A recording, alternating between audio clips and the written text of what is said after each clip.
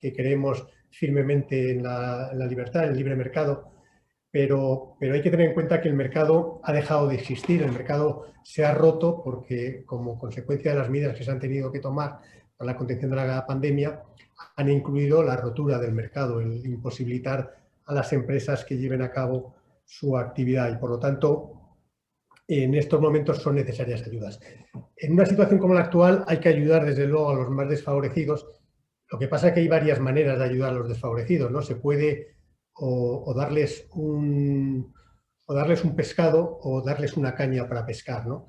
Y nosotros lo que creemos es que el camino fundamental no son los subsidios, que es una manera, desde luego, de intervenir puntualmente, resolviendo una situación puntual y personal, pero que no solucionas en absoluto un problema y acabas manteniendo una dependencia que a lo mejor es lo que en algunos casos se está buscando, ¿no? Nosotros lo que creemos es que la política que hay que aplicar es ayudar a mantener el empleo a través del sostenimiento del tejido empresarial. Hay que intentar fortalecer a las empresas para que puedan sobrevivir y de esa manera que éstas contribuyan a generar empleo, que es la mejor ayuda social que se puede aportar a una persona, puesto que además de solucionarle el problema del propio mantenimiento, del propio sostenimiento de vida, le estás dando una oportunidad profesional, un desarrollo personal y profesional.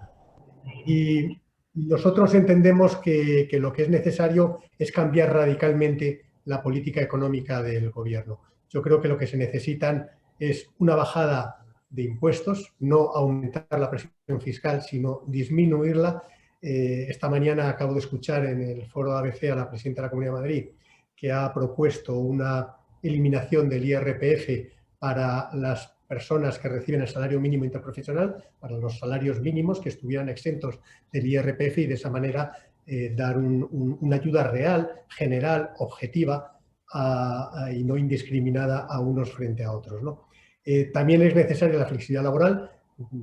Recordamos ahora que justo hace un año ya estamos en una situación en la que el mercado, entendíamos, demandaba una mayor flexibilidad, menor rigidez en el mercado de trabajo, y pasados estos 12 meses y con esta terrible crisis en la que nos encontramos, lo que tenemos es no solo mayor flexibilidad, sino que tenemos mayor rigidez. Es decir, algunas de las figuras que existían para poder adecuar las plantillas a la realidad de la actividad se han eliminado mediante decreto ley y, por lo tanto, las empresas no solo no tienen más instrumentos para hacer frente a esta situación, sino que tienen menos. Por lo tanto, hay que ir en el sentido contrario de ayudar a las empresas a adecuar sus estructuras a la realidad de la actividad que tienen para, de esa manera, como digo, fortalecerlas y que puedan volver a crecer y crear empleo. Y por último, las ayudas directas, ¿no? Aquí hay un debate ahora muy importante en el cual nos vamos a jugar buena parte de nuestro futuro y nosotros creemos que hay que buscar fórmulas que no sean una alteración de la competencia en el mercado, que sean en función de criterios objetivos. Uno de ellos, desde luego, es la caída de actividad. Es decir, todas las empresas que, como consecuencia de las medidas, han visto caer durante estos 12 meses su actividad de una manera palmaria, pues deberían tener, como en otros países ocurre, derecho a esas compensaciones que les ayuden a sobrevivir a esta situación y a poder en el futuro volver a ser viables. Bien, a todo esto, y como hoy nos reúne el Consejo de Empresa Familiar, tengo que decir que las empresas familiares en la última crisis ya fueron el muro de contención de esa crisis y que luego ayudaron, contribuyeron de manera decisiva a la recuperación, y estoy seguro que en esta ocasión José Ramón va a volver a ser así y vamos a poder volver a contar con las empresas familiares siempre y cuando ayudemos suficientemente a estas. Por lo tanto, cuando decimos que nadie debe quedar atrás, lo que es importante es que mantengamos ese cinturón de seguridad que son las empresas, que son las pymes, que son los autónomos y que son las empresas familiares. Así que nada más, os dejo con la esperada intervención de Daniel Lacalle. Muchas gracias a todos y buenos días. Muchísimas gracias, Miguel. Muchas gracias a todos por participar en esta jornada y en esta charla. Y sobre todo, muchas gracias a Miguel porque me ha dado la oportunidad de escuchar prácticamente el 50% de lo que yo iba a decir en cualquier caso, porque estamos muy de acuerdo, ¿no? Yo creo que tenemos que entender la situación en la que estamos ahora mismo desde 3 puntos de vista, ¿no? El primero es el sanitario, el segundo es el de liquidez y el tercero es el de solvencia. Y son 3 aspectos muy diferentes, ¿no? El sanitario nos ha demostrado que la crisis se puede y se debe gestionar desde la prevención. Mientras estamos hablando, en 2020, los países que han orientado la lucha contra la pandemia desde la prevención y mantener el tejido productivo, no solamente han caído muchísimo menos en cuanto al Producto Interior Bruto, sino que tienen menos fallecimientos, que es lo primero que tenemos todos que recordar a las personas que han fallecido, y tienen muchos menos contagios. En esta crisis se tiende a repetir constantemente que esto le está pasando a todo el mundo, que esto es algo generalizado, que es una pandemia global. Y sin embargo, cerramos el año 2020 con países mucho más grandes y más cercanos a China, mucho más grandes que España y más cercanos a China, como Corea del Sur, con una caída del Producto Interior Bruto que no llegaba al 2% y con un paro del 4 y pico por ciento y 750 fallecidos. Yo creo que los países asiáticos nos han mostrado que la prevención y preservar el tejido productivo, como comentaba ahora Miguel, son políticas clave, absolutamente clave. En la eurozona hemos cometido 2 errores, uno de ignorancia y otro de arrogancia, y combinados son muy peligrosos. ¿Por qué? El primero era pensar que como gastamos mucho en sanidad íbamos a estar inmunizados ante lo que era ya evidentemente una crisis sanitaria.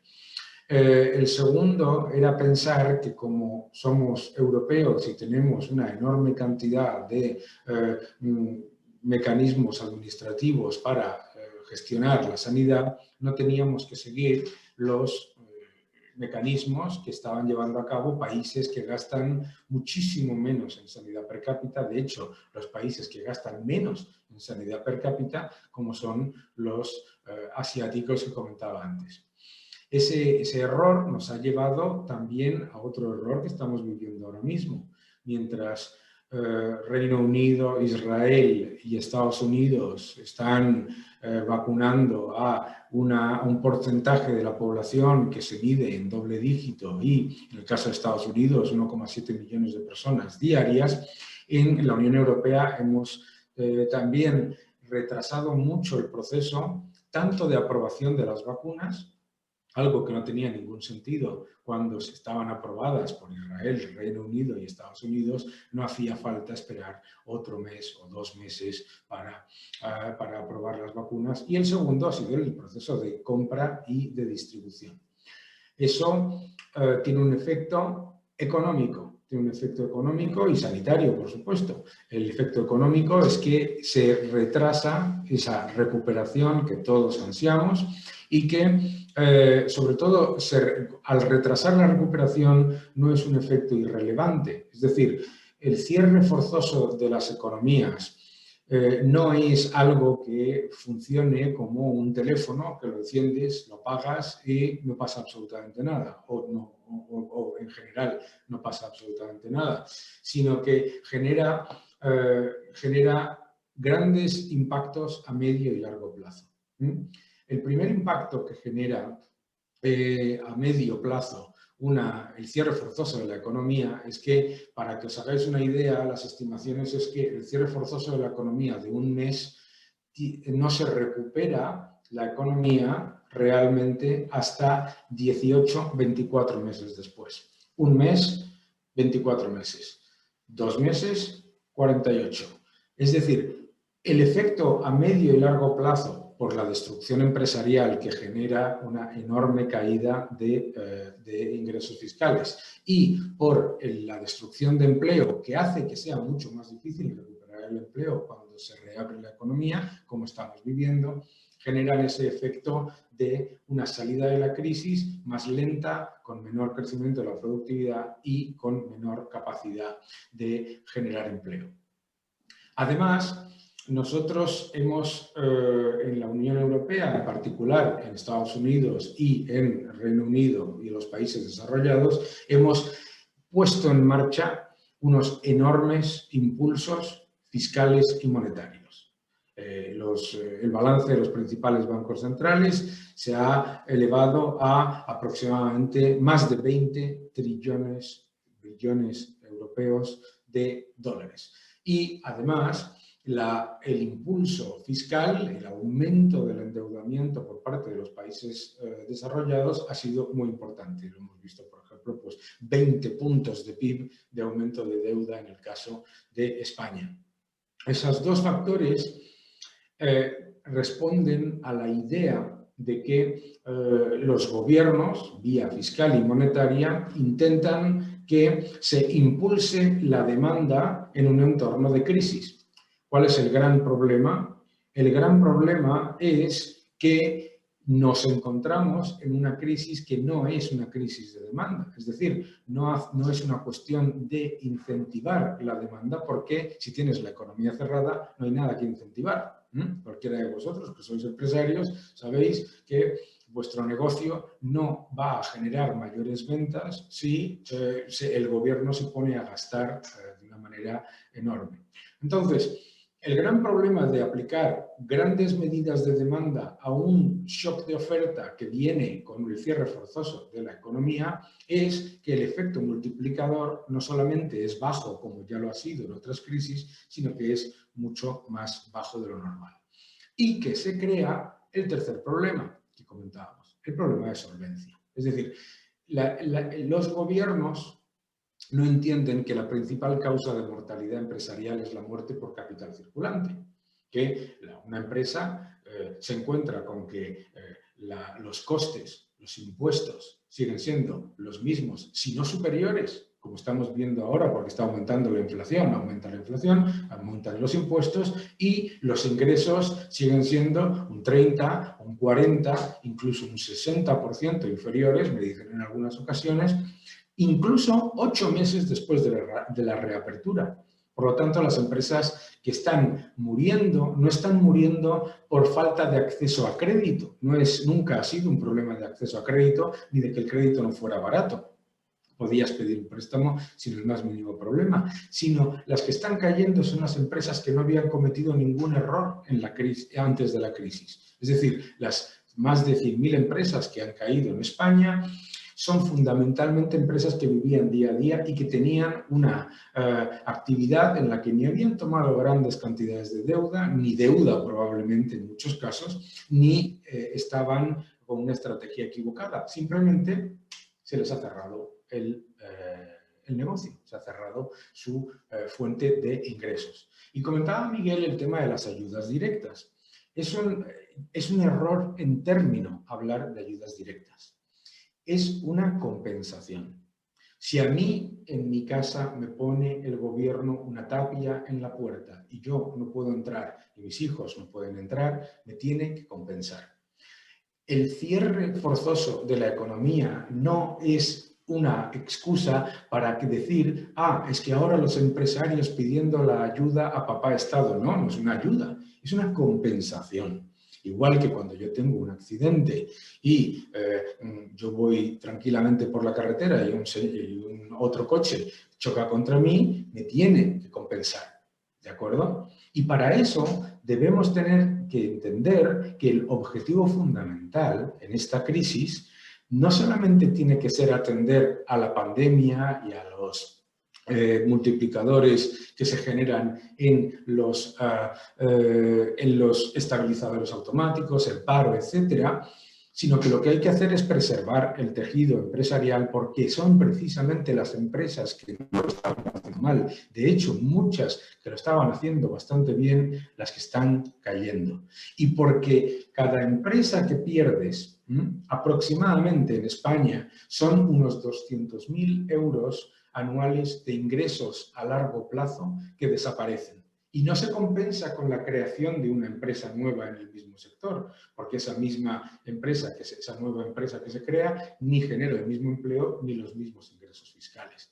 100.000 empresas, 200.000 euros anuales, estamos hablando de una cantidad enorme de ingresos fiscales que han desaparecido no solamente para el año 2020, 21, 22 y 23. Es por eso que es tan importante que las empresas, ante un entorno en el que nos encontramos que aproximadamente en los próximos 70 días el 20% de los países desarrollados van a estar cerca de la inmunidad de grupo. Bien, eso es una noticia muy positiva. Pero hasta dentro de 120 días, más o menos, no se va a reabrir la economía completamente en esos países. 120 días son muchos días para una empresa, como todos conocéis. Por eso es tan importante no caer en la muerte por capital circulante, es decir, controlar los costes lo máximo posible en este entorno y, por supuesto, intentar preservar el máximo de caja ante la subida de tipos que ya se está dando porque está aumentando la inflación, dado que el efecto base del año pasado, más la ruptura de muchas cadenas de suministro, está haciendo que los insumos de las empresas suban, ¿de acuerdo? Entonces, es importante atender al problema de solvencia. Y el problema de solvencia no se atiende con liquidez. Liquidez nunca ha habido problema. Pues nosotros empezamos en Europa la crisis con 2 billones de euros de exceso de liquidez en el Banco Central Europeo.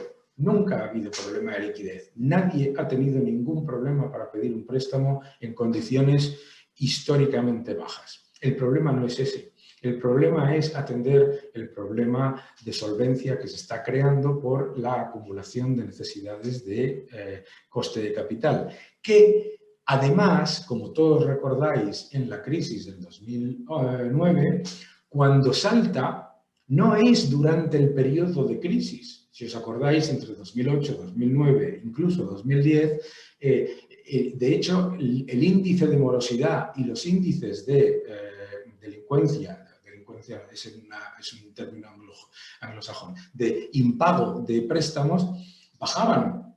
¿Y cuándo empiezan a subir de manera muy importante? Cuando se recupera la actividad, se acaban los apoyos fiscales y se encuentra uno con el problema que comentaba antes. Por eso es tan importante que ahora, no hace unos meses, sino ahora y de aquí a la apertura y a estas buenas noticias que estamos viendo con respecto a las vacunas, se tomen medidas para que no nos encontremos con un dominó de bancarrotas. El Banco de España identificaba aproximadamente el 40% de las empresas españolas con dificultades financieras, para que no se convierta en un credit crunch, en un entorno en el que de repente está la economía empezando a recuperarse, porque entonces se genera una segunda crisis, que es lo que ocurrió entre 2011 y 2013 en la eurozona. Para eso, las empresas lo que deben hacer es fundamentalmente prepararse de una manera como yo creo que ya se han preparado todas las que han podido, que es no cayendo en el error de creer los brotes verdes como una recuperación en V. Ya saben, yo creo que ya a estas alturas de curso, algunos nos criticaron muchísimo por decir que no iba a haber recuperación en V. Yo creo que es bien evidente que no la hay, pero no solamente que no la hay, sino que aunque si has perdido el 70, el 80% de tus ventas y se han recuperado el 30%, todavía tienes un problema financiero. Entonces, yo creo que nos encontramos con la noticia positiva con las vacunas, noticia muy positiva con el impacto de las vacunas en los contagios y sobre todo en la mortalidad, que eso lleva a eliminar o por lo menos aligerar de una manera muy importante el problema sanitario.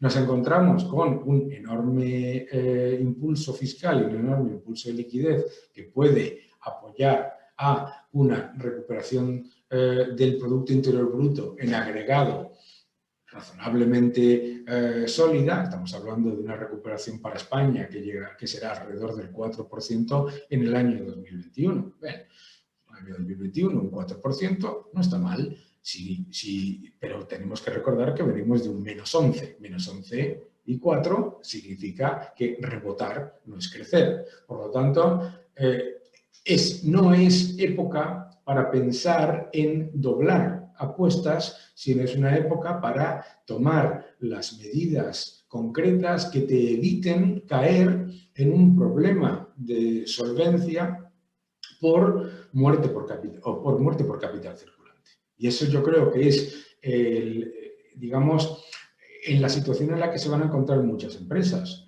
Nosotros hemos identificado que ningún sector en el año 2021 va a invertir por encima de su depreciación. Ninguno. ¿Vale? Bueno, eso es normal después de un aumento tan importante de la deuda en los sectores en el año 2020.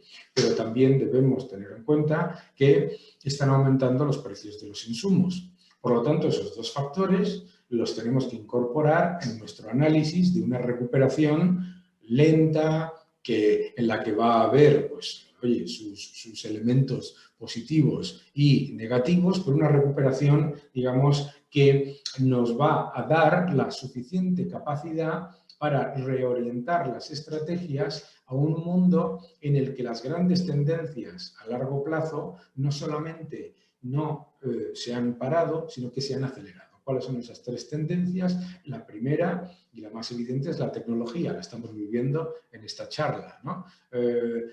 El avance tecnológico es clave, y el avance tecnológico y la digitalización y la tecnificación de las empresas no lo van a solucionar los fondos europeos.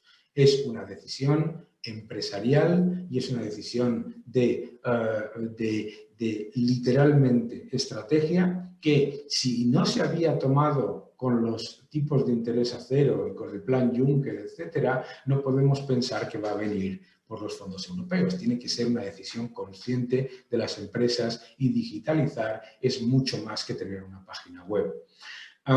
Segundo factor, la demografía. Nos tenemos que adaptar a una realidad demográfica muy distinta a la que percibíamos antes. Vivimos en una Unión Europea en la que prácticamente el 65% de la población, perdón, el 25% de la población va a tener 65 años o más dentro de poco, y vivimos en un entorno en el que la clase media de donde está viniendo es de Asia y de los países emergentes. El aumento de la clase media en el rato que vamos a estar hablando, que estoy hablando yo, aproximadamente media hora, aumento de la clase media en el año 2020, en medio de una crisis, unas 10.000 personas cada media hora. No está mal, ¿vale? Entonces, tenemos que entender que la demanda interna que tanto le obsesiona a los gobiernos, que no paran de decir que hay que incentivar la demanda interna, es un error, y que nos tenemos que orientar hacia el exterior. La tercera es la sostenibilidad. No podemos pensar en un entorno de los próximos 4 años sin una inversión muy potente en sostenibilidad y en fortalecimiento de los mecanismos para hacer a nuestras industrias más competitivas a medio y largo plazo. Ayer mismo Standard & Poor's comentaba la idea, espero que no se les ocurra a mucha más gente, de que los países desarrollados paguen por las emisiones de CO2 de los últimos 120 años. Y eso, claro, eso significa un enorme impacto fiscal sobre las empresas.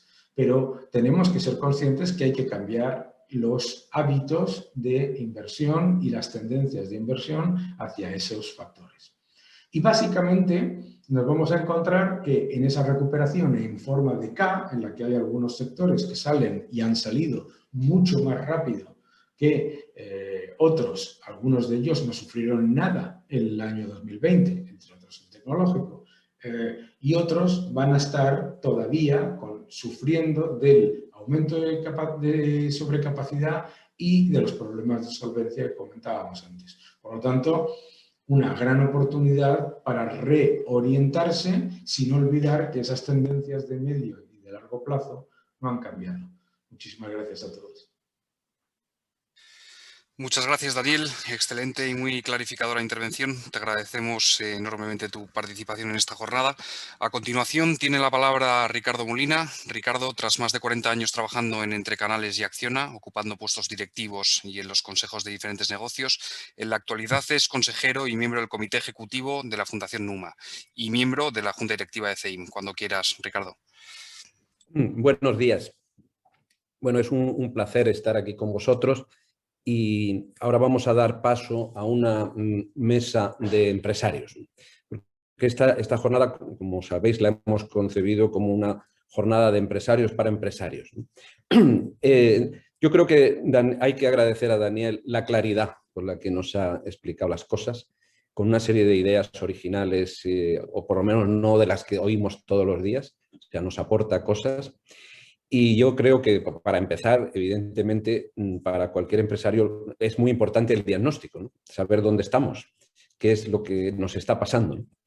Pero bueno, más que decirlo yo, lo importante es que lo digan nuestros invitados. Entonces, en primer lugar voy a dar paso a José Miguel Maté, que es el CEO de Tresist. Bueno, tenéis su pequeño currículum o un resumido currículum en la convocatoria.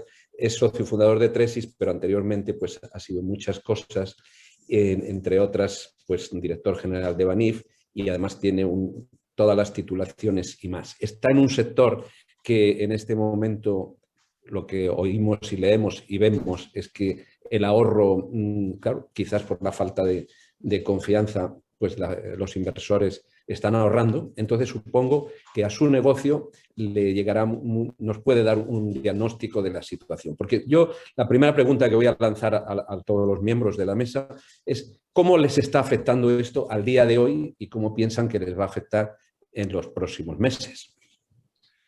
Muy bien, muchísimas gracias, Ricardo. Muchísimas gracias a CEIM por invitarnos a participar en esta sesión, y a todos los que nos están escuchando, lógicamente. Efectivamente, Ricardo, nosotros estamos, digamos que viéndonos beneficiados por este ingente aumento del ahorro que se está produciendo, y lógicamente nosotros nos dedicamos, como sociedad de valores, nos dedicamos a gestionar ahorro de nuestros clientes. Y esto, como digo, en estos momentos no podemos hablar de una situación complicada desde el punto de vista, si habláramos en términos de demanda, porque en nuestro caso está aumentando, pero sí que es verdad que hay otros aspectos que nos preocupan y que lógicamente tenemos que estar muy atentos, ¿no? Y Daniel ya ha avanzado algunos de ellos, ¿no? Esta obsesión, una de las obsesiones de este gobierno, como otras muchas, es también el ahorro, ¿no? Y en este sentido pues tenemos claras indicaciones de que no tienen ningún interés en que los españoles ahorren más y ahorren bien. Esta es una obsesión también para nosotros, no solo como empresarios, sino también en mi función de vicepresidente de la Asociación Española de Asesores Financieros, la rama española de la Asociación Europea. Representamos a más de 35.000 profesionales, que es la formación. Y creo que aquí también, ya lanzo una idea, apostar por la formación desde nuestras empresas en términos financieros, porque, y esto yo creo que también Daniel lo ha apuntado, ¿no? Lo que no hagamos nosotros por nosotros mismos, ha hablado él de la digitalización y la tecnología, no lo van a hacer por nosotros. Por tanto, para nosotros es un buen momento, pero con muchos retos y muchas preocupaciones. Muchas gracias, José Miguel.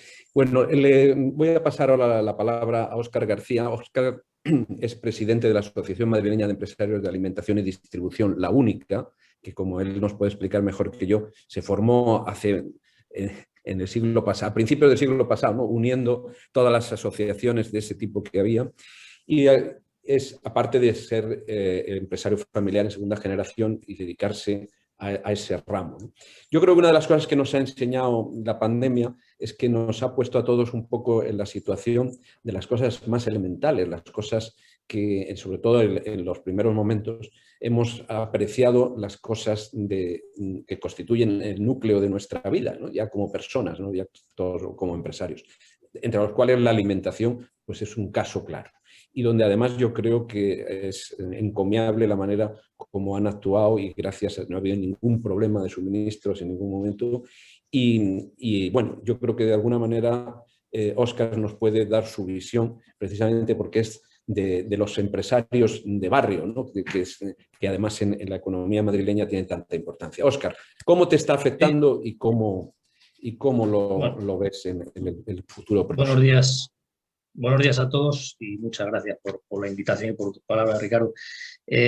A nosotros, lógicamente, como bien dices, somos comercio de alimentación, entonces, bueno, pues no podemos decir que nos esté yendo mal a día de hoy, pero sí es cierto que tenemos una gran incertidumbre y pensamos que tarde o temprano nos va a afectar, ¿no? De una manera o de otra.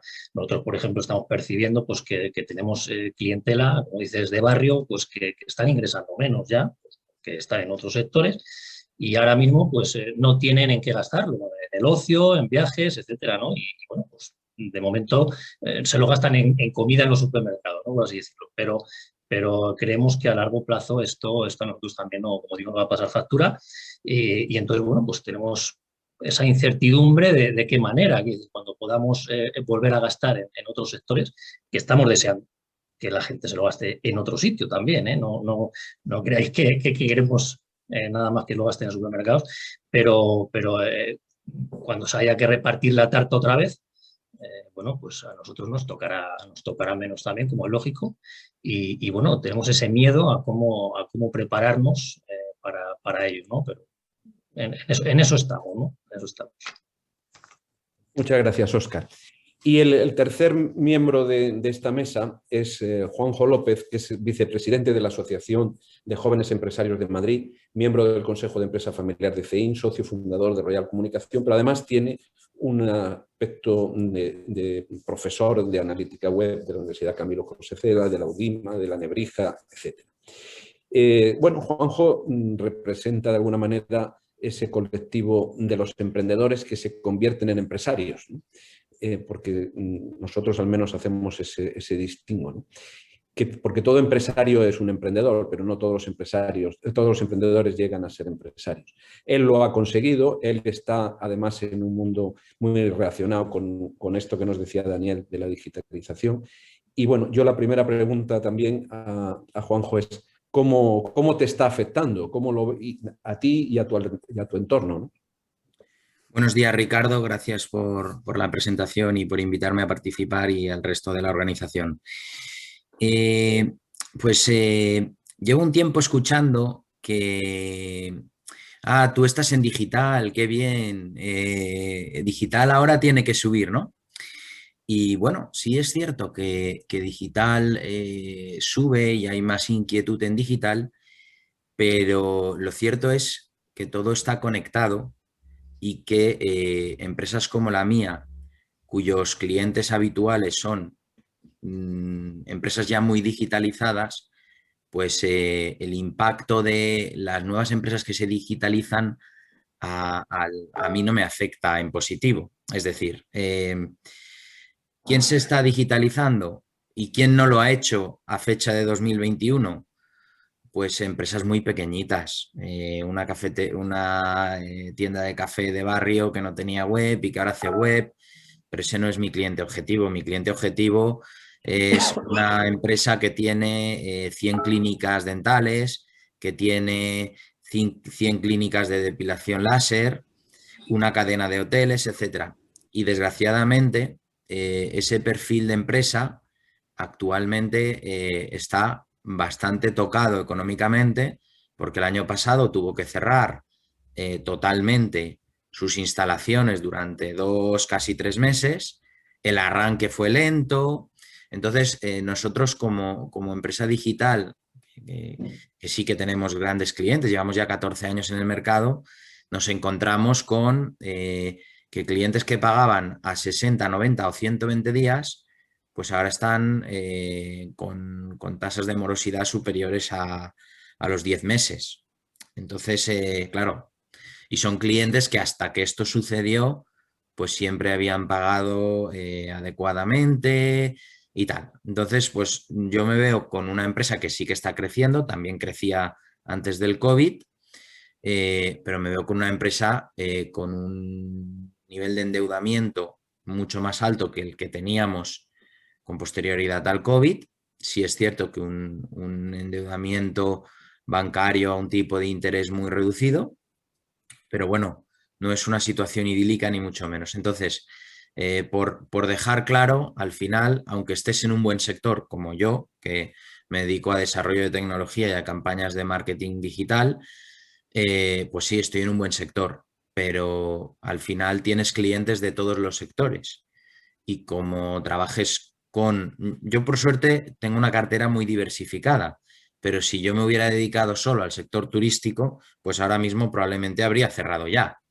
Entonces, lo que pasa pues que trabajo con grandes cadenas de supermercados, o sea, es decir, tengo clientes de todo tipo y eso me ha ayudado a poder aguantar el golpe, ¿eh?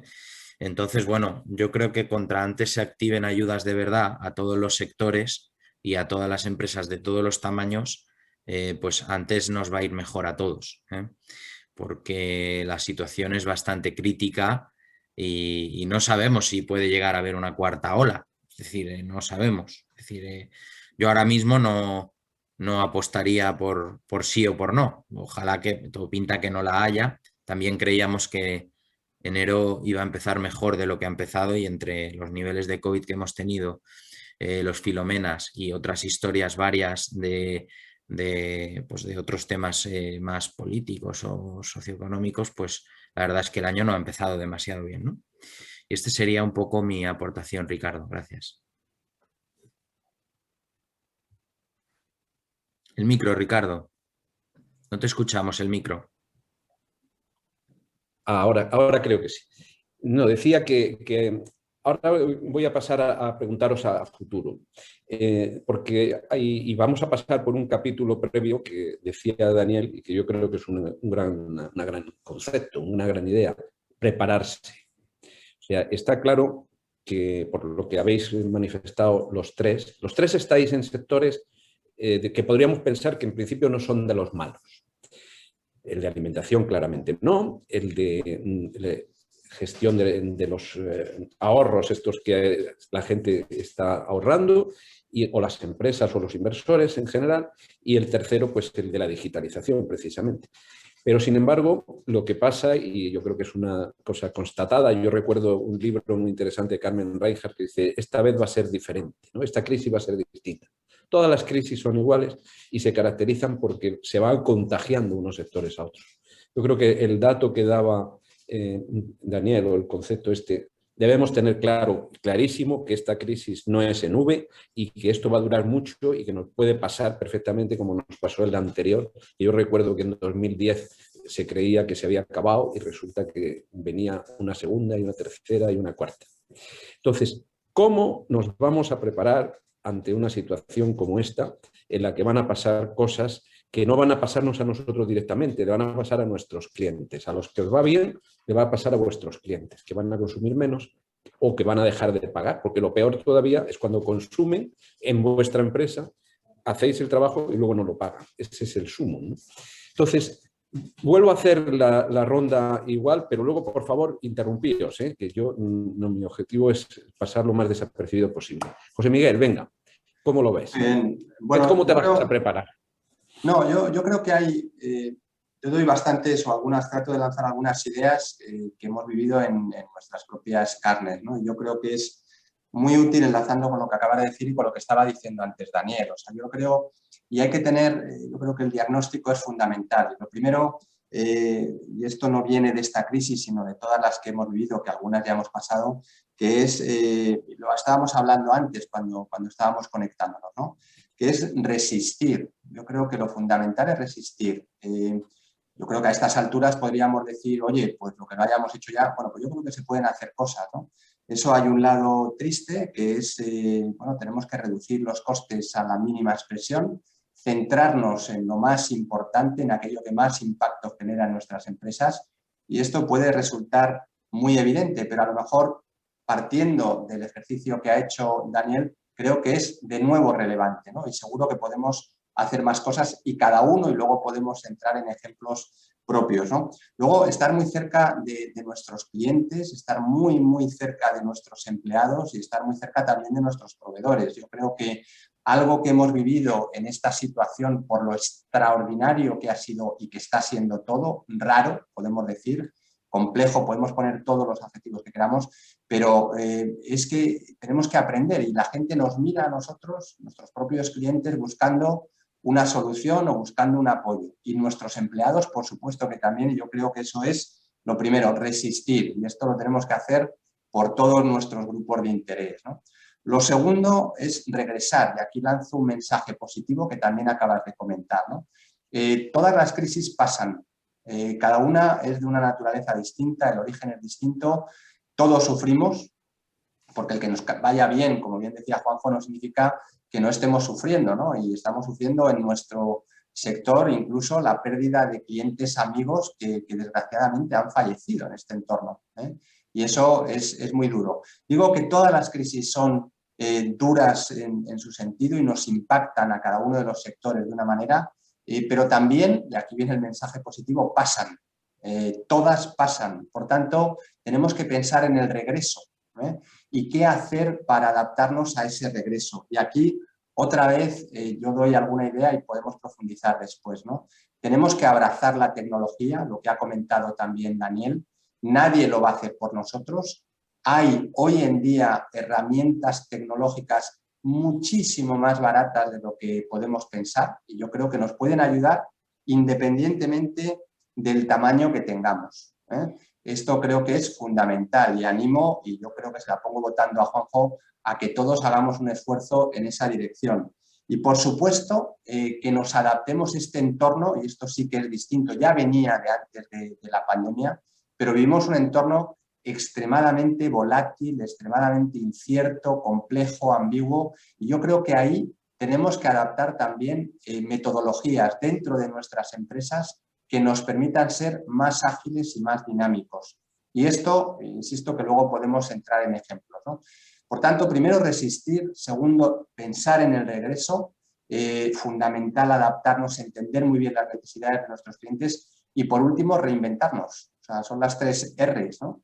Yo creo que aquí es lo que tenemos que apostar, cada uno dentro de su segmento. Insisto que podemos dar luego ideas y encantado de hacerlo, pero creo que la buena noticia es que las crisis pasan, pero también hay que entender muy bien ese diagnóstico que ha hecho Daniel y entender que esto no va rápido, ¿eh? Por tanto, ese resistir, que todos y especialmente de la empresa familiar lo hemos demostrado y lo han demostrado todos aquellos que nos han precedido, la clave es resistir, pero entendiendo que en esta situación, ojo, porque va a ser lento, va a ser muy lento y por tanto ese aspecto de regresar va a llegar y tenemos que estar preparados y eso sí, un esfuerzo muy importante en adaptarnos a este entorno tan sumamente complejo. Muchas gracias, unas ideas espléndidas. Bueno, le voy a preguntar lo mismo a Óscar, ¿no? Pero voy a hacer hincapié en una cosa que decía José Miguel ahora mismo, que es el cliente. O sea, evidentemente, de los que más cerca están del cliente, pues es ese comercio de barrio y ese comercio de alimentación que representa de alguna manera Óscar hoy. Y evidentemente yo detecto, y creo que todos lo vemos así, que la gente está por la labor de ayudar a su barrio. La gente quiere porque aprecia al supermercado, aprecia, porque hay una relación más allá de la relación de cliente-proveedor, ¿no? Entonces, eso es una joya, ¿no?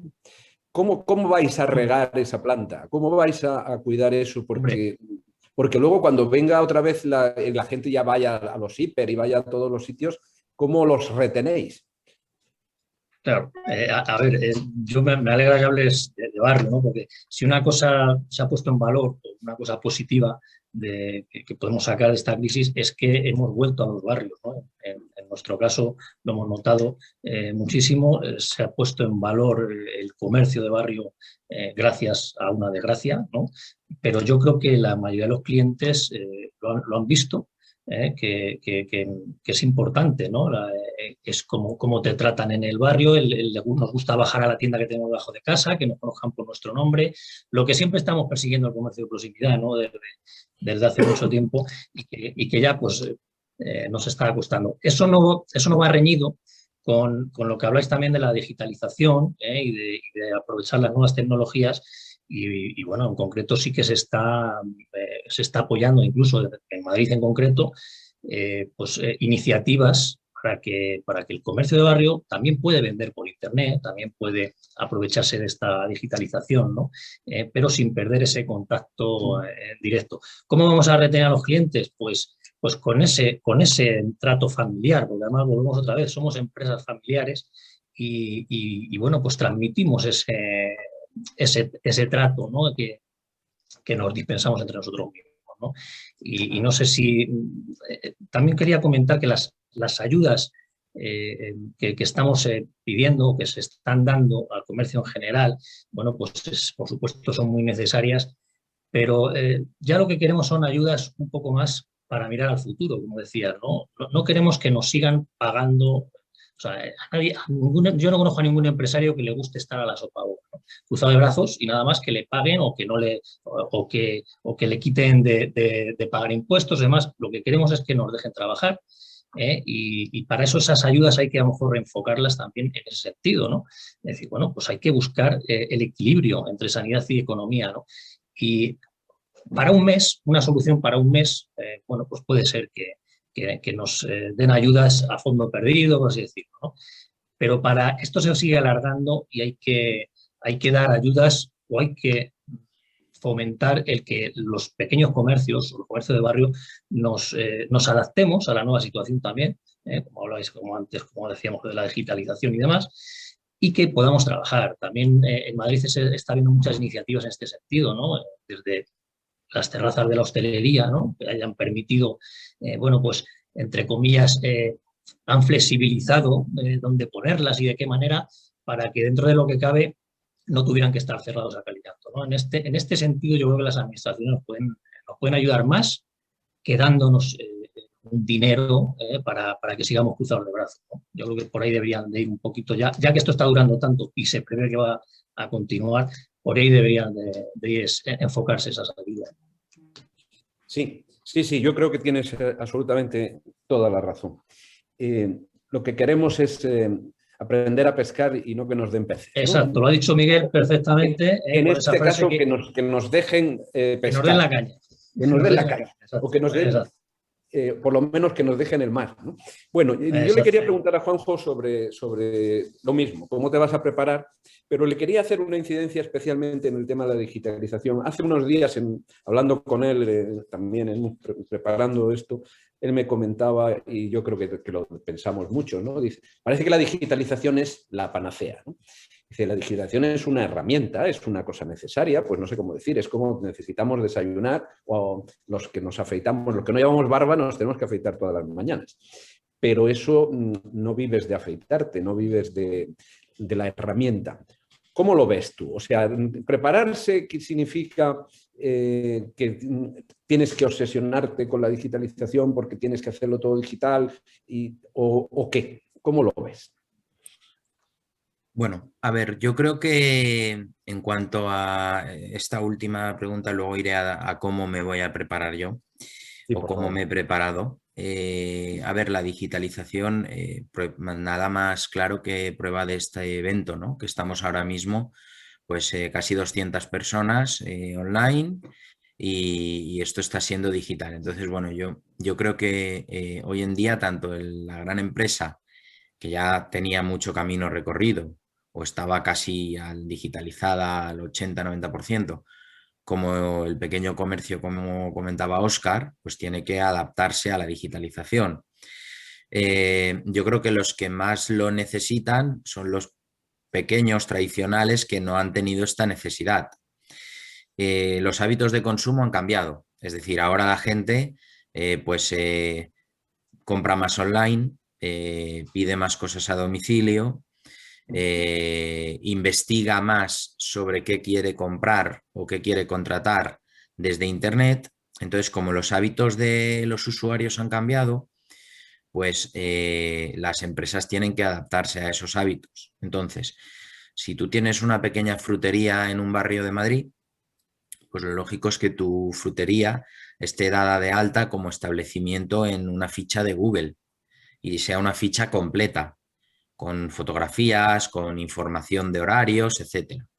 Pero luego tienes que adaptar no solo tu apariencia en Internet, sino también tu servicio. Tú tienes que estar preparado para que alguien pueda mandar a un mensajero a recogerte pues 2 kilos de plátanos, 1 de kiwis y 2 piñas. Entonces tienes que tener una metodología de trabajo y un packaging adecuado para que ese producto pueda llegar al sitio.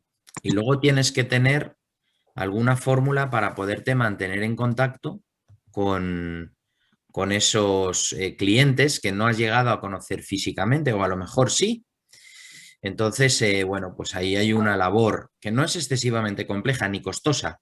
Es decir, es un poco de inquietud, de aprender y de saber estar ahí, porque realmente los comercios o establecimientos hosteleros que se han sabido adaptar, pues oye, hoy en día a través de Glovo, Uber, etcétera, pues se están defendiendo. Yo no diría que estén funcionando bien, ¿no? Aquellos grupos hosteleros que en Madrid pues tenían unos índices de facturación muy grandes y que estaban funcionando muy bien, pues bueno, ahora gracias a la terraza y gracias al takeaway, o sea, y a la comida a domicilio por estas aplicaciones, aunque tengan menores márgenes, pero bueno, se están defendiendo. Yo tengo varios clientes del sector hostelero y ahora mismo en Madrid, gracias al envío a domicilio y gracias a las terrazas y también un poco al aforo reducido en interior, pues se están defendiendo, van cubriendo,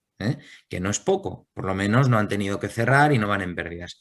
Eso en cuanto a la digitalización y qué recomiendo yo. Las empresas un poco más grandes ya todas pues tienen su software de fidelización, tienen su página web, venían haciendo acciones de digitalización, o sea, de marketing online, etcétera. Y eso pues siempre se puede mejorar. A las que son más grandes yo les invitaría a que iniciasen el camino de la internacionalización digital, ¿vale? Porque ese es otro melón que bueno, que si había empresas españolas que estaban algo digitalizadas, pero a nivel internacional no estaban muy fuertes, pues ahora una oportunidad sería empezar a internacionalizarse.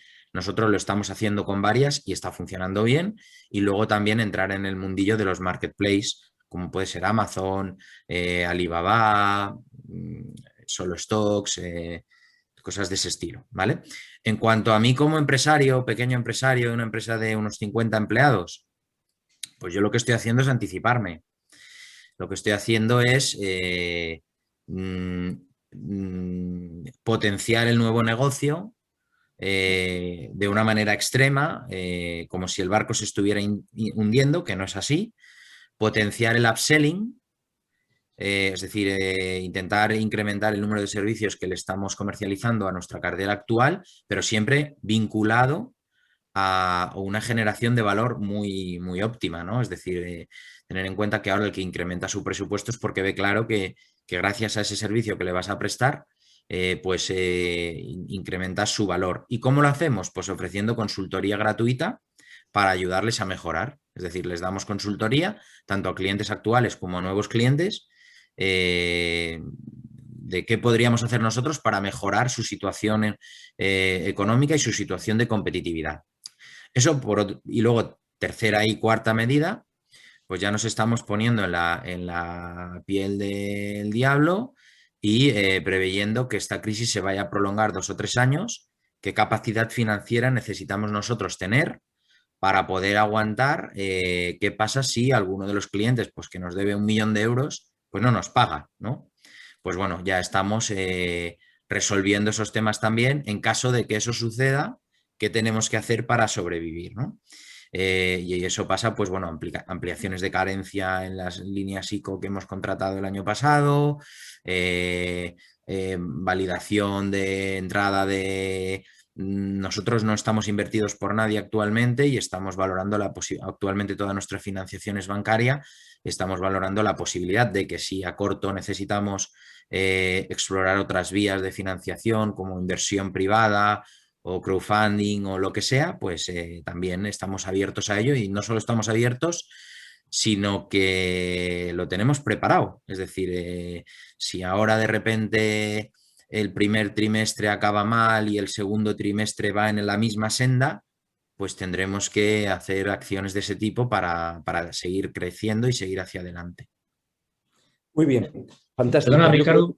Sí, yo quería añadir, como ha dicho que te interrumpamos, pues... Sí, por favor, por favor. No, yo solo quería añadir en base a lo que decía Juanjo, ¿no? Que nosotros, y lo que comentaba también Daniel Lacalle, como no tenemos un problema de liquidez realmente, pero sí tenemos, como decía Daniel al principio, miedo a esa incertidumbre. Luego nosotros lo que nos estamos aplicando a nosotros mismos, además, como empresa familiar que somos, yo creo que lo llevamos también en el ADN, es que esa liquidez la estamos reinvirtiendo, estamos poniendo las tiendas bonitas, estamos bueno, pues intentando digitalizarnos también, pero a su vez bueno, pues no nos estamos endeudando, porque, como digo, preveemos que esto tarde o temprano nos va a salpicar, ¿no? Solo quería hacer ese apunte. Gracias. No, yo creo que estáis diciendo cosas todas absolutamente sensatas, absolutamente alineadas, y me encanta de ver que gente muy diferente pues pensamos todos de una manera parecida. No nos queda casi tiempo ya porque tenemos una serie de gente que quiere hacer preguntas a todos vosotros. Yo solo quería preguntaros una última cosa que no podemos dejar de hablar. O sea, si hay algo que caracteriza a las empresas familiares es precisamente el cuidado con las personas, ¿no? Y es una de nuestras grandes riquezas, la visión a largo plazo, el cuidado de las personas, la resiliencia, esta palabra que viene de los estudios de materiales, en donde en definitiva es la capacidad de doblar una cosa muchas veces y que no se rompa, o sea, la capacidad de cambiar. Os quería preguntar por las personas, empezando, pues como todas las veces, con José Miguel. Muchas gracias, Ricardo. Bueno, yo creo que es fundamental, ¿no? Lo he dicho antes, nosotros somos 200 personas, trabajamos en Tresis. Yo creo que la clave como responsables de estas empresas es estar muy cerca de todos ellos, ¿no? En esta situación, vuelvo a insistir, tan especial en la que hemos tenido todos tanta gente cercana que ha sufrido y ya a la parte humana y a la parte de la enfermedad, con casos, como digo, directos, yo creo que se une el miedo y la incertidumbre sobre el futuro, ¿no? Yo creo que ahí lo que tenemos es que demostrar que estamos preparados, que estamos haciendo todo lo que tenemos que hacer para resistir, para regresar y otra vez para reimaginar. Y en eso estamos ahora mismo, ¿no? Tratando, eso es lo que nosotros internamente hacemos, estar muy cerca de todo el equipo, informándoles de manera transparente de todo lo que está sucediendo y de cómo vemos las cosas. Creo que esa es la mejor receta, por lo menos en mi caso ha funcionado siempre y sigue funcionando, ¿no? Que la gente sepa que hay alguien ahí al mando y que además las cosas están, o por lo menos que parezcan que están controladas. Muy bien. Óscar, ¿quieres añadir alguna cosa? Sí. Bueno, yo, hablando de lo mío, como más has comentado muy bien antes, el tema de los supermercados, nosotros llevamos muchos años intentando dignificar el papel de un trabajador de un supermercado, porque hace años pues una cajera, un reponedor, bueno, pues no era, desde nuestro punto de vista, no estaba lo valorado que debía, ¿no? Es algo que, bueno, estaba ahí siempre y era como el último recurso de cualquier persona trabajar de cajera o de reponedor. Gracias a esto, pues gracias a esta crisis, como digo, cosas positivas que intentamos sacar, es que por fin, bueno, pues hemos puesto en valor a estas personas, ¿no? Ellos además se han encontrado con esta situación, con esta crisis de golpe y porrazo, han pasado a ser esenciales, como lo podía ser un sanitario o un bombero casi, ¿no? Y bueno, lo han asumido con responsabilidad además, ¿no? Nadie ha dado un paso atrás, todo lo contrario, han dicho que aquí estamos para bueno, pues, para seguir dando el servicio esencial que somos, ¿no? Entonces, bueno, que no se nos olvide cuando esto pase, simplemente, ¿no? Quiero decirlo, ¿no? Para estos trabajadores, como digo, muy valiosos, ¿no? Y bueno, en lo que a nosotros respecta, no hemos hecho nada distinto que no hiciéramos antes, porque como digo, esto que pretendíamos ponerles en valor, nosotros lo llevamos intentando hace mucho tiempo, ¿no? Porque creemos que es de recibo, ¿no? Nada más, Ricardo, gracias. Juanjo, ¿quieres añadir alguna cosa? Sí, bueno, básicamente que nosotros, al ser también una empresa pequeña y familiar, pues para mí, con distinto rango, pues mi equipo y mis empleados son mi familia también, con lo cual en estos momentos difíciles, pues lo que hacemos es pues darles todo el apoyo posible. O sea, podríamos poner ejemplos que no son habituales, pero bueno, nosotros nos hemos adaptado tanto económicamente como en lo que sea a cada situación que ha tenido cualquiera de nuestros compañeros, y en el ámbito de la conciliación con muchas ventajas porque, bueno, pues gracias a la tecnología en esta ocasión, pues bueno, las posibilidades de conciliación laboral son muy altas. Pero más allá de eso, pues nos hemos puesto en la piel del que su marido se ha quedado sin empleo. Pues a la persona ha habido que subirle el sueldo, es decir, para que pudieran seguir hacia adelante. A quien ha habido que darle adelantos, se le han dado adelantos, y hemos hecho Roma con Santiago para que todo el equipo realmente sintiera que están en una buena compañía, en una compañía que se preocupa de verdad por sus empleados. Pues muy bien, muchas gracias, y efectivamente es una de las señas de identidad de la empresa familiar. Bueno, tenemos muchas preguntas, entonces yo voy a seleccionar unas cuantas, y me perdonen, las voy a seleccionar por orden de llegada, ¿no? Que quizás sea... Entonces, la primera que llegó era una que decía: entiendo que se descarta la recuperación en V en términos macroeconómicos, pero es realista pensar que ciertos sectores como las aerolíneas y los hoteles sí crezcan en V tras el levantamiento de las restricciones. Y Miguel Garrido ya contestó diciendo: yo lo dudo. Bueno, yo abierto a todo el mundo, al que se atreva a hacer un pronóstico si va a ser una crisis en V para todo el mundo o hay alguno que se va a salvar. ¿Quién se atreve? Le veo a José Miguel con caras, o a Daniel. No, estaba mirando, tengo la pantalla a la derecha y veo en la esquina a la derecha a Daniel. Nosotros internamente hemos acuñado y utilizado un término que seguro que Daniel explica perfectamente bien, que no es una recuperación en V, sino una recuperación en K. Pero si quieres profundizar, Daniel, seguro que yo ya he hablado mucho, o sea que... Mira, la verdad es que cualquier empresario, lo primero que jamás debería pensar es cuándo y cómo va a ser la recuperación. ¿Por qué? Porque se lo puedo decir yo, puedo tener razón, puedo no tener razón, pero es que uno no se tiene que preparar para la recuperación, uno se tiene que preparar para la próxima crisis. A mí me lo preguntaron en la crisis anterior, dije exactamente eso, ¿no? No sé cuándo se va a recuperar la economía, lo que sí sé es que los empresarios se tienen que preparar para la próxima crisis. La recuperación del sector de aerolíneas y del turismo no va a ser tan fácil, ¿vale? Por tres razones. En el chat he leído, creo que era Miguel, que decía una cosa muy clara, que es verdad. El sector de aerolíneas genera su margen fundamentalmente de los viajes de negocios. Y yo he hablado con empresas gigantescas, ¿no?, que me han dicho que se han ahorrado 150, 250 millones de euros en gastos de viaje que no van a gastar el año que viene, ni el siguiente, ni el otro, porque hemos aprendido esto. No es que lo hayamos aprendido. José Miguel sabe que yo he ido a Colombia, he dado una charla y me he vuelto, he estado más tiempo en el avión que en Colombia. Eso ya no va a ocurrir, ¿vale? Entre otras cosas porque yo me niego. Segundo, porque ya sabemos que hay está cambiando muchas cosas. Esto lo tenemos que entender. Y tenemos que entenderlo en el turismo también. No podemos pensar que el turismo de repente va a llegar 20, 30 millones de personas cuando en Europa hoy, mientras estamos hablando, con 8 meses de reapertura, todavía hay 10 millones de personas en lo que nosotros llamamos ERTE, en los furlough jobs, y con un desempleo que todavía está en el 8,3% oficial. Esto es importante porque no es un proceso de, digamos, de boom del consumo inmediato, no puede serlo. Y además, cualquiera de vosotros que se dedique a la hostelería también lo entiende, o al turismo. Para una familia en el Reino Unido, venir a España este verano son 1.000 libras de PCRs. 1.000 libras de PCRs es el avión, el hotel y la mitad de las vacaciones, el gasto que haces de una familia de 5 personas, que es típica en el Reino Unido. Entonces, ser conscientes, lo ha dicho Juanjo, lo habéis dicho todos, ser conscientes de que hay que prepararse simplemente.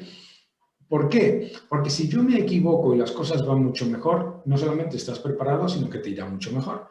Pero si nos equivocamos todos y la cosa va mucho peor, y ya es la tercera vez esto en un año en el que nos dicen esta es la definitiva y esto se va para arriba y no se va para arriba, entonces no puedes debilitarte. Los ingleses dicen esto de prepárate para lo peor si quieres lo mejor. Y yo lo que les recomendaría a las empresas es eso, porque apostar a la recuperación es importante desde un punto de vista de saber lo que ha dicho José Miguel, ¿no? Que efectivamente de las crisis se sale.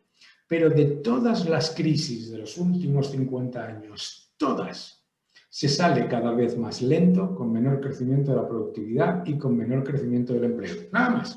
Eso es una evidencia. Y como creo que lo has dicho tú, Ricardo, ¿no? El libro de Ken Rogoff y Carmen Reinhardt, This Time is Different, esta vez es diferente, esta vez no es diferente nunca. Nunca lo ha sido. Años de evidencia. Ellos lo estudian desde el año 1300, ¿no? Es que la obsesión con la que nos intentan vender que esta vez va a ser diferente. Entonces, como todos sois empresarios y además empresarios muchos con décadas de experiencia, pues, ¿qué le puedo decir yo a un empresario con décadas de experiencia que no sepa? Porque, vamos, sería una temeridad por mi parte, pero sabe cómo se sale de las crisis y, por lo tanto, prepararse para ello. Muchas gracias, Daniel. Bueno, otra persona nos pregunta, dice, ¿deberían las empresas reestructurar sus balances con apoyo de quitas bancarias y soporte ICO y fondos de la Unión Europea o deberían esperar a la recuperación de la economía y no deteriorar los balances bancarios? Eso se la lanzamos a José Miguel, que se mueve en el mundo de los balances.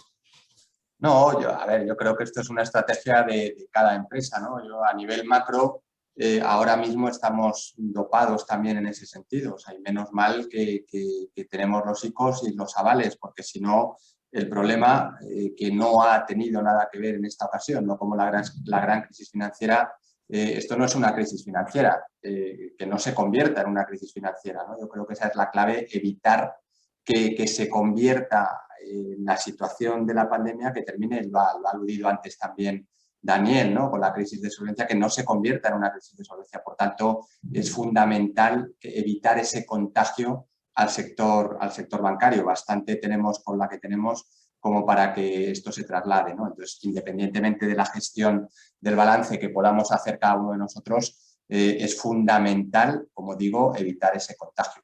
Tanto mucho cuidado con caer en esa tentación, ¿no? No sé si se ha quedado, Ricardo, no sé si estáis viendo a Ricardo o se ha quedado congelado, o soy solo yo. Sí, se ha quedado congelado. Bueno, no sé, si quieres, formula tú otras preguntas. Digo, sí, pues mira, mientras Ricardo vuelve, otra persona nos preguntaba qué medidas podemos tomar los que estamos en el sector comercio con un horizonte tan digitalizado. Yo creo que esta pregunta, Óscar, si te parece, por el sector en el que estás. Sí, bueno, a lo mejor Juanjo luego me puede echar una mano, pero a ver, yo como comentaba antes, no quita que a nosotros, como decía, somos de barrio, ¿no? Y nos gusta que la gente baje a la tienda a comprarnos y nos gusta hablar cara a cara con ellos, pero si bien es cierto que esta situación ha hecho que muchos clientes, hayan descubierto también, aparte del barrio, hayan descubierto Internet, ¿no? Y para comprar. Entonces nosotros pues no podemos quedar fuera. Entonces tenemos que seguir paralelamente trabajando el comercio directo de barrio, el cara a cara, pero luego, como decía Juanjo, además, pues que tenemos que, aunque seamos una tienda pequeñita, tenemos que tener unos mínimos ya, ¿no? Tenemos que estar en Google, tenemos que a lo mejor pues hacer nuestros análisis o ver, por ejemplo, las reseñas que nos ponen en Google, ¿no? Los comentarios. Si alguien nos pide algo, pues tenemos que tener ya preparado un paquete, bueno, pues unas cajas bonitas y demás para llevárselo. Tenemos que tener un servicio a domicilio en condiciones. Nosotros, por ejemplo, hemos pasado en algunos socios nuestros que las tiendas, no hace falta tener una web para comprar por internet como a nivel de grandes supermercados, pero sí a lo mejor podemos habilitar un correo electrónico para que nos manden los clientes que conocemos cara a cara, nos manden sus pedidos por correo electrónico, prepararlos y llevárselos a casa. Eso también es digitalizarse. Digitalizarse no solo es el montar una web a nivel de, como digo, no quiero mentar a ninguno, pero a nivel de los grandes, ¿no? Hay otras formas de digitalizarse. Lo que pasa que yo creo que de primeras solo nos llega que es eso, una web, ¿no? Pues hay otras muchas cosas. No sé si, Juanjo, quieres añadir algo, que además sé que estás en ello, ¿no? Con cada supermercados y demás. Sí, bueno, realmente, efectivamente, digitalizarse es mucho más que una web, ¿no? Y bueno, hay grandes compañías, vamos, que están dentro de nuestra cartera, como Hipermercados Al Campo, Supermercados Consum, que están haciendo auténticas proyectos muy grandes de transformación digital, donde la omnicanalidad, el multidispositivo y la experiencia de usuario, tanto cuando estás en tienda como cuando estás en el e-commerce, como cuando estás en casa con la aplicación móvil, etcétera, pues es una experiencia bastante relevante. Pero yo creo que también, dependiendo del tamaño que tenga cada compañía, pues se tiene que saber adaptar a lo que realmente puede asumir y ser muy crítico en qué le puede, de lo que puede asumir, qué le puede generar un alto valor, ¿vale? Porque dentro de la digitalización, como en todas las cosas, pues hay acciones que tienen un impacto muy alto a corto plazo, que es por donde yo recomendaría empezar, y cosas que tienen un impacto moderado o un impacto bajo, incluso a medio plazo, largo plazo. Entonces, las compañías muy digitalizadas y grandes con muchos recursos no dejan ningún fleco, aunque sea algo que tenga un impacto moderado y sea a medio o largo plazo, pero las pequeñas se tienen que centrar en lo que realmente tenga un elevado impacto a corto plazo. Y de lo otro ya hablaremos. Muchas gracias, Juanjo. Veo que Ricardo ya ha vuelto, así que, Ricardo, si pones otra vez el micrófono, sigues moderando el coloquio. Lo que se ve es que la digitalización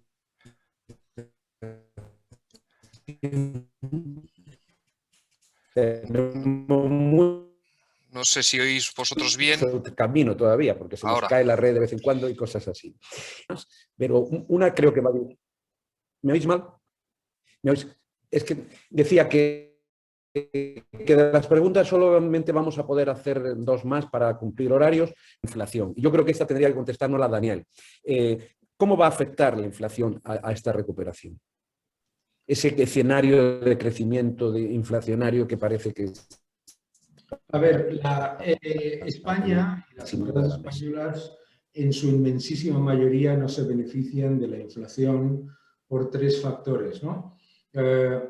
Si suben los precios, España como país importador es un país que los insumos suben y ese aumento de costes luego no se lo puedes pasar a los clientes por una sencilla razón. También es un país en el que el nivel de sobrecapacidad industria por industria se mueve entre un 20 y un 25%, ¿no? Entonces, la inflación, desde luego, tiene ese impacto negativo sobre una gran mayoría de empresas y luego tiene un impacto negativo sobre el consumo de inventarios, ¿no? Las empresas españolas tienen que ajustar mucho más su gestión de inventarios para no entrar en lo que comentaba antes de muerte por capital circulante. Luego, para los ciudadanos, lo mismo. En España nos hemos beneficiado en las 2 últimas crisis precisamente de la bajada de la inflación, porque eso ha permitido mantener el poder adquisitivo de los salarios a pesar del aumento del paro y el aumento de las dificultades para los ciudadanos. Entonces, hay una teoría repetida constantemente y desmontada por la historia, ¿no? Que la inflación es buena porque entonces eso lleva a los agentes a consumir. Es falso, es completamente falso, ¿vale? Si no, el país más rico del mundo sería Argentina. La evidencia es que, pasa lo contrario. Muchos de los ciudadanos, al ver que sus costes de bienes y servicios no replicables, los esenciales, se aumentan más que los salarios reales y que la renta disponible, lo que tienden es a ahorrar un poco más, ¿vale? Por eso la falacia esta de que hay una enorme bolsa de ahorro que se va a convertir en un enorme aumento del consumo, luego no ocurre, ¿no? Lo vivimos, como vemos, muchos de nosotros hemos vivido la crisis del 92 y lo que pasó en el 93, 94, 95, 96, también la de 2001, ¿verdad? Por lo tanto, nosotros estamos convencidos en cualquier caso, y veremos la evolución, de que este aumento de la inflación que se está dando es fundamentalmente por el efecto base de la reapertura del año pasado y que luego entrará en una fase de declive. Pero lo estáis viendo, y seguro que Óscar nos puede dar datos de eso, pero yo, que me lo han dicho muchas personas de supermercados, estáis viendo que muchos ciudadanos están quejándose del aumento del precio de los alimentos frescos, mientras a la vez están detrayendo de otro consumo porque ven que los precios suben, ¿no? La inflación es el impuesto de los pobres y no funciona como acicate para el consumo, ni ha funcionado nunca. Muy bien, gracias, Daniel. Hay una pregunta que vamos a poner la última ya para pasar al cierre, que nos hacen nuestros amigos de Genasa y que dice: ¿están preparadas las siguientes generaciones de las empresas familiares ante el fallecimiento inesperado por COVID de los CEOs o de los administradores? ¿Se están acelerando los protocolos de relevo generacional? Bueno, ahí, si me permitís, la contesto yo, no solo por los fallecimientos. Yo creo que esto es un poco de, si ves las barbas de tu vecino, o sea, si ante la situación, pues sí que hay mucha gente que ha pensado que había cosas que tenía que haber hecho. Yo creo que, y enlazo ya y termino con la idea de Daniel, hay que prepararse. Y había que haberse preparado, pero si no nos hemos preparado, pues todavía el segundo mejor día para prepararse es hoy. Dice, o sea, que hay que pensar que hay cosas que hay que hacer y que, bueno, pues lo que nos ha demostrado, a mi modo de ver, y creo que lo compartiremos todos, esta pandemia, es que algo absolutamente inesperado que nadie se podía imaginar, aunque había todas las razones para que pudiera pasar, ha pasado, y pueden pasar otras cosas. O sea que, por consiguiente, pues hay que estar, pues eso, como en el Evangelio, con la lámpara encendida, ceñidos y preparados para lo que viene. Bueno, yo ya no nos da tiempo de más. Voy a pasar la palabra a José Ramón Sanz, que es el presidente del Consejo de Empresa Familiar de CEIM y presidente del Grupo NUMA y de la Fundación NUMA, para que haga la clausura. Y de verdad que nos quedamos encantados de haberos oído y sintiendo no poder preguntaros muchas más cosas, pero el formato este, como dice Daniel, se ha venido para quedarse, pero tiene algunas limitaciones. No permite reuniones de 5 horas o malamente. Muchas gracias a todos y José Ramón.